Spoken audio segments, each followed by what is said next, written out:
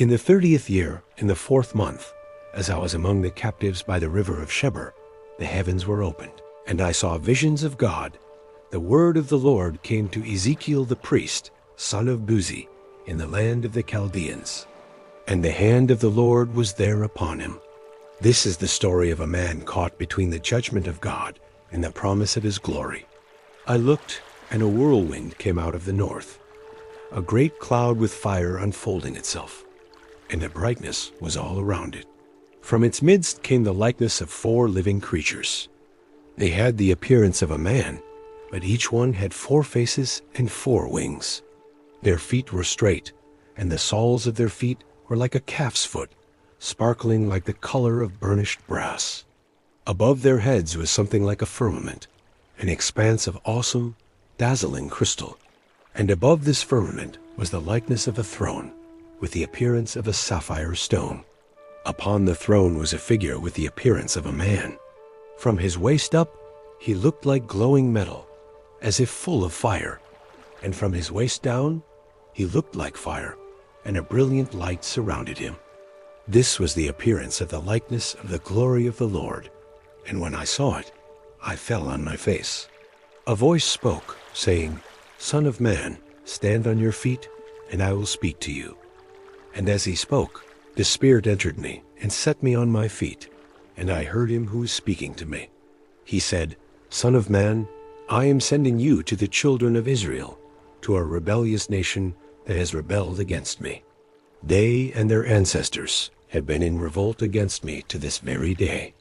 The people to whom I am sending you are obstinate and stubborn. You are to say to them, 'This is what the sovereign Lord says.' And whether they listen or fail to listen, for they are a rebellious people, they will know that a prophet has been among them. Then the Lord said to me, 'Open your mouth and eat what I give you.' And I looked, and a hand was sent to me, and in it was a scroll of a book. He spread it before me, and it had writing on the front and on the back. Written on it were words of lament and mourning and woe. And he said to me, 'Son of man, eat what you find. Eat this scroll, and go, speak to the house of Israel.' So I opened my mouth, and he made me eat that scroll. Then he said to me, 'Son of man, eat this scroll I am giving you, and fill your stomach with it.' So I ate it, and it was as sweet as honey in my mouth. The word of the Lord came to me again, 'Son of man, I have made you a watchman for the house of Israel. So hear the word I speak, and give them warning from me. When I say to the wicked, 'You will surely die,' and you do not warn them, or speak out to dissuade them from their evil ways in order to save their life, that wicked person will die for their sin, and I will hold you accountable for their blood. But if you do warn the wicked, and they do not turn from their wickedness or from their evil ways, they will die for their sin. But you will have saved yourself.' This was a heavy burden. Ezekiel was commanded to speak God's truth, whether the people would listen or refuse. To show the reality of the coming siege of Jerusalem, he lay on his left side for 390 days, and on his right side for 40 days, bearing the iniquity of the people. He performed symbolic acts before them, shaving his head and beard, dividing the hair to represent the different fates awaiting the city as inhabitants, some to die by plague and famine, some by the sword, and others to be scattered to the winds. He spoke of God's fiery judgment upon Jerusalem, a city that had become filled with idolatry, violence, and every kind of abomination, turning its back on the God who had chosen it. Then, in a vision, Ezekiel was shown a truly dreadful sight. He was taken to the temple in Jerusalem, not to see its splendor, but to witness its defilement.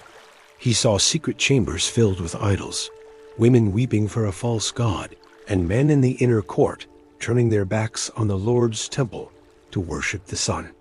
Because the people had filled the land with violence and provoked God to anger, his presence, his very glory, could no longer remain.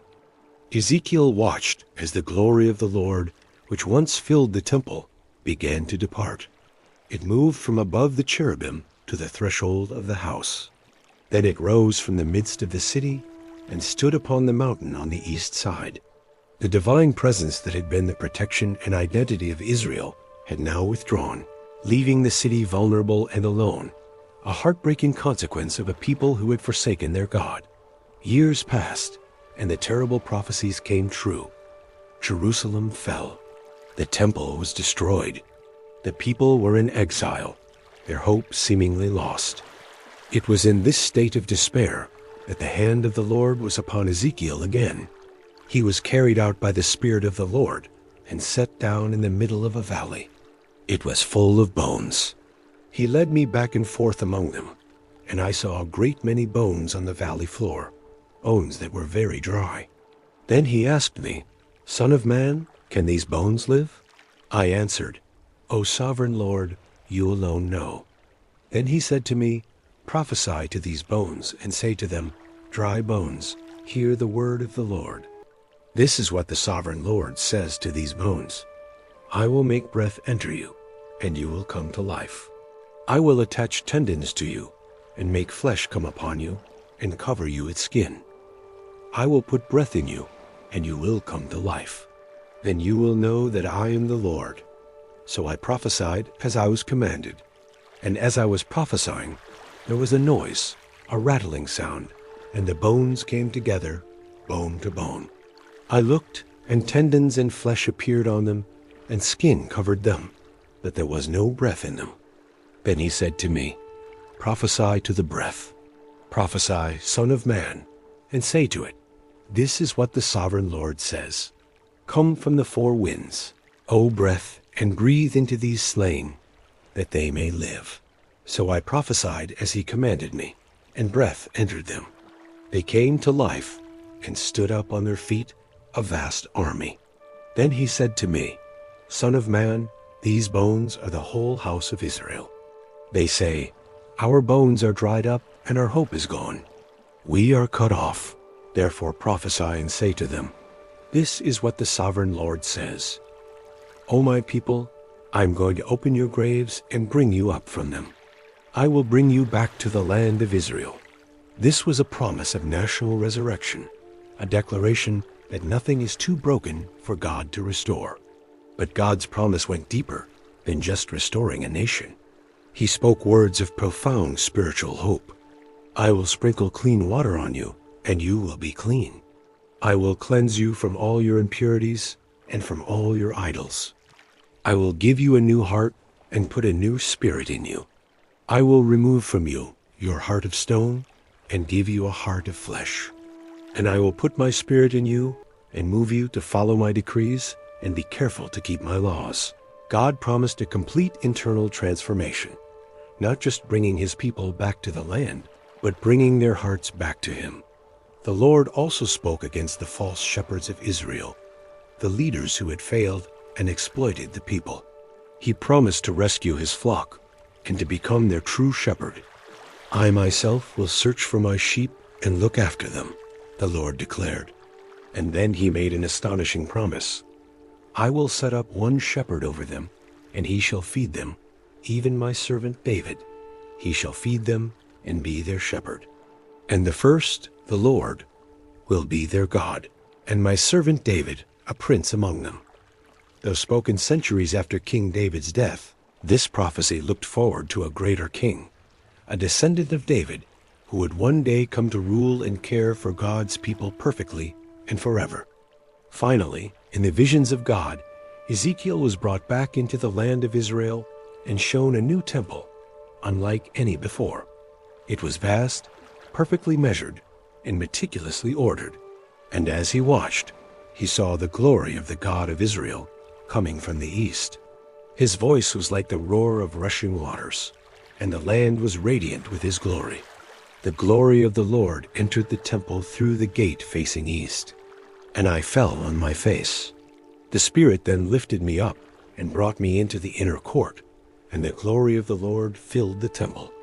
And I heard someone speaking to me from inside the temple saying, "Son of man, this is the place of my throne, and the place for the soles of my feet, where I will dwell in the midst of the children of Israel forever." The glory that had departed had now returned, not just to visit, but to stay. This is the story of Ezekiel, a prophet of exile, a watchman of judgment, and a messenger of incredible hope. He saw the terrifying glory of God, warned the rebellious people of their destruction, but also prophesied life from death. Through him, God declared that he is faithful to judge sin, but also to restore what is broken, to give new hearts, and to dwell with his people once again.